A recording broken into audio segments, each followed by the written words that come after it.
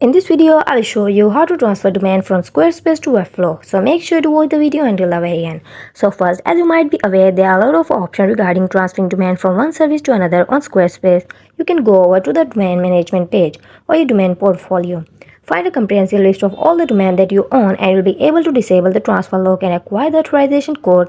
These two steps are mandatory to transfer your domain not only from the Squarespace but on other services. So it is possible for you to do these steps and transfer the domain from Squarespace to Webflow, where we'll see as how Webflow is primarily a website designer tool, and you might think that there is an option to import the website, import the design, or transfer everything.